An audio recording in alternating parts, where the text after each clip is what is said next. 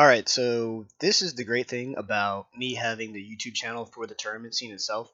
I can go ahead and make a video like this just off the whim if I want to, and it doesn't negatively impact my personal fishing channel.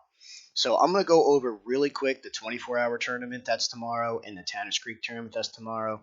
I went over it in the captain's meeting for the month-longs, but this is going to be specifically for those two tournaments for you guys.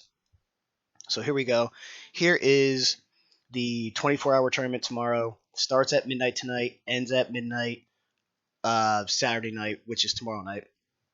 And if you're watching this, you're going to get a sneak peek at the identifier, which is E93 is going to be the identifier tomorrow for excuse me, for the 24-hour tournament. Fish any body of water that you want. Looks like we already have 10 anglers, which is awesome. Just making sure my name's in there and I didn't forget. But yeah, it's your 3 biggest fish over the course of the whole day. And I intentionally doubled this up with an in-person tournament that we're having. I personally love doubling up tournaments as much as I can. Uh, it's not only selfish for me, but I think it helps other anglers out if they're also fishing in other tournaments. They can knock multiple leaderboards off at one time. Over to Tanners Creek. So this is where Tanners Creek boat launches. It's in Tanners Creek Drive, Lawrenceburg, Indiana, 47025. And let me go over a few of the rules pertaining specifically to Tanners Creek. Our launch time is 9 a.m. Our return time is 5 p.m. What that means is your body physically has to be within this red area by 9 a.m. Or at 9 a.m. So you have to be standing here or your vehicle needs to be parked in here at 9 a.m. Same thing when 5 p.m. rolls around. Now you can quit fishing early and not be in this area. So like for me, for example, I will be done fishing by 4 o'clock because I have to come back and record the boat tournament. I'll be walking all over the place, but I will have given up fishing. So I'm not going to be restricted to just this red area. I am no longer fishing. If you finish fishing early, like you just have to report to me in this area by 5 p.m. and claim you're done fishing. You don't have to like let's say you get back at 4:30. You're not stuck in this area for a half hour until everyone's done. Report to me, confirm you're completely done fishing, and then you're good. This red area is created for people who might be trailering.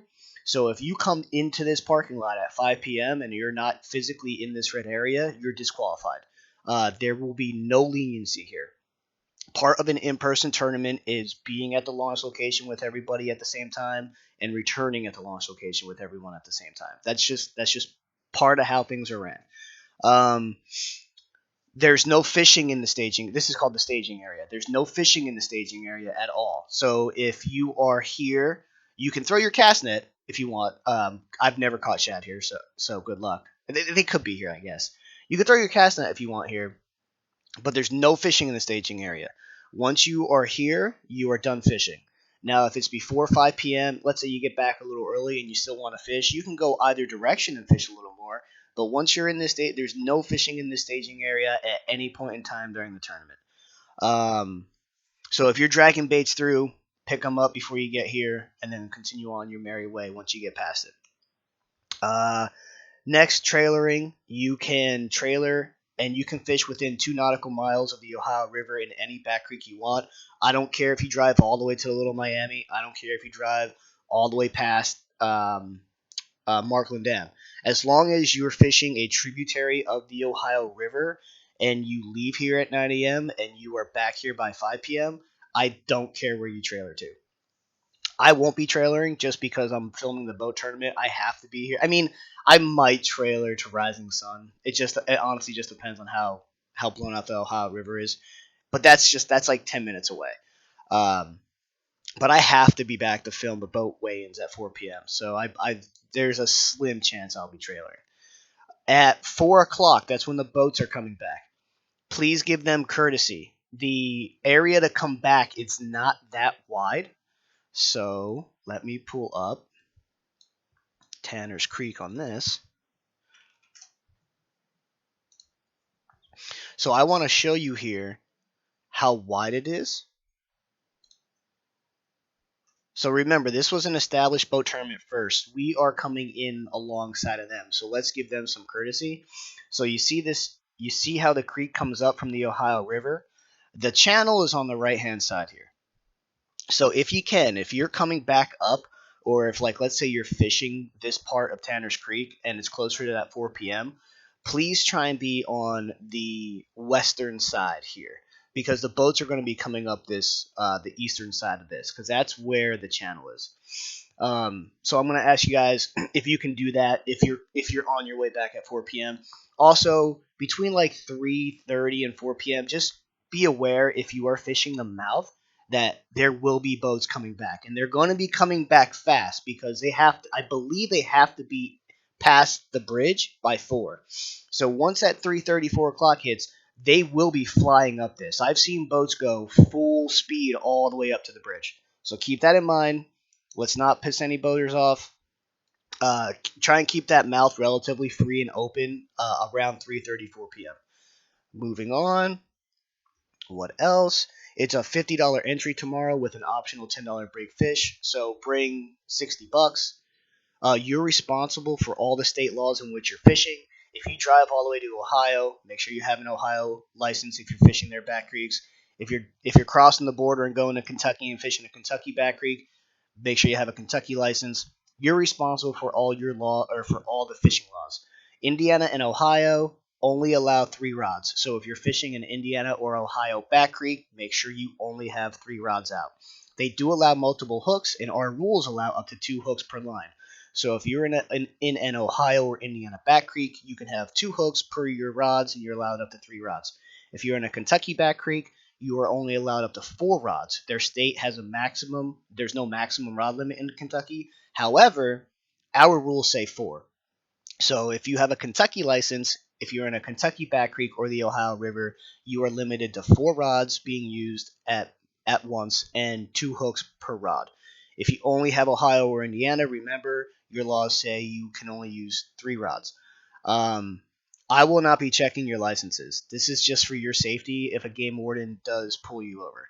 If we find out a game warden pulled you over and you're fishing illegally, you will be disqualified from the tournament, and we will ask if you already cashed, we'll ask for your money back. If you haven't cashed yet already, you're not getting your money back. You shouldn't have been fishing anyway.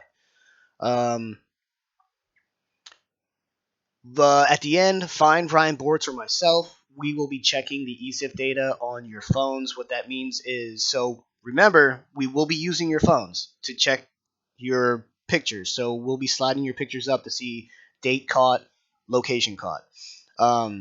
So if you have pictures you don't want us to see, maybe put them in a different folder. So because Ryan and I do have to judge these fish, we'll be clicking on the photo.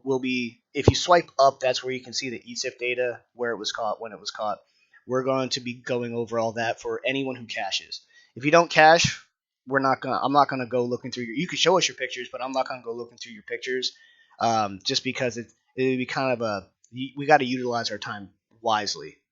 So we're only going to be checking the pictures of those who cache. And the payout structure is going to be based on the kayak and cats payout, or kayak catfishing tournaments payout structure, whatever you want to call us.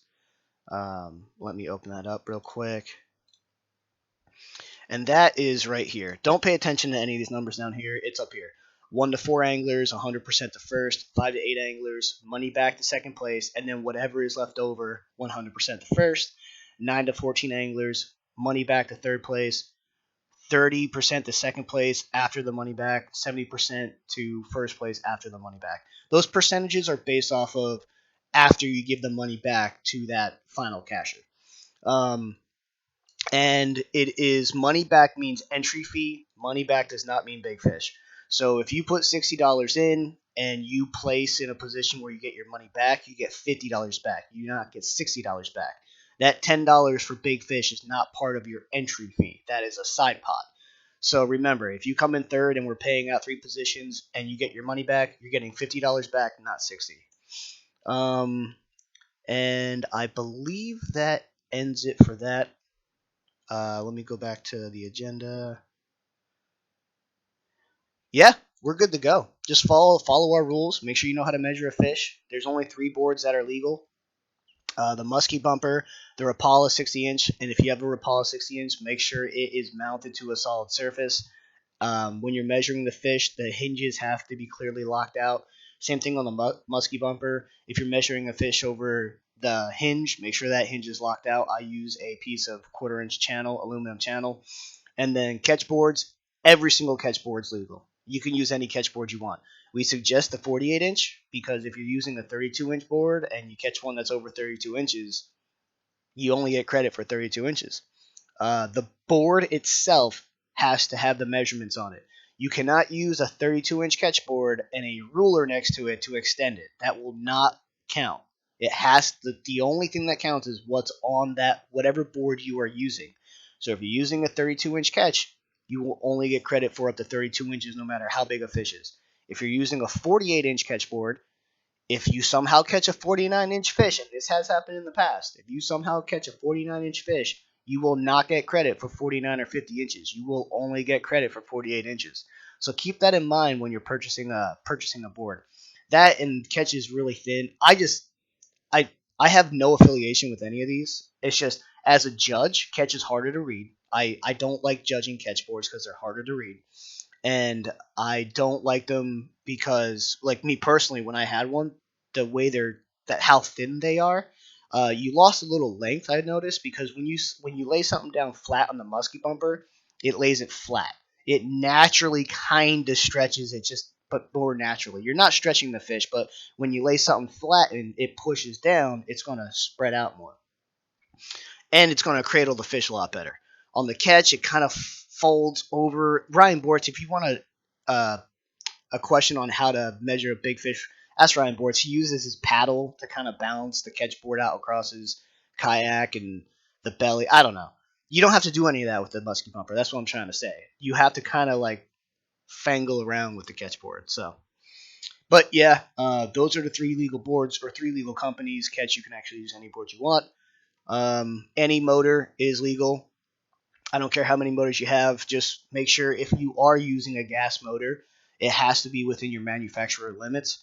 And I more than likely will be asking you to prove that if you do use a gas motor at these in person, strictly for safety reasons. This tournament's going to be your 3 biggest fish. Any questions, let me know. But I'm 99% sure I made this your 3 biggest fish because I wanted to make it more identical to the 24-hour tournament this weekend as well, and that's your 3 biggest fish. So any questions, hit me up. Can't wait to see you tomorrow. Tomorrow at 8 a.m., I am filming the boat launch. I'm going to be throwing my cast net and my rods for white bass and shad. Whatever I catch and bring back to the boat launch, I will share any excess fish that I do catch. Hopefully, this will eliminate some people from having to try and obtain bait beforehand. But yeah, let's have a good time, and I will see you guys tomorrow.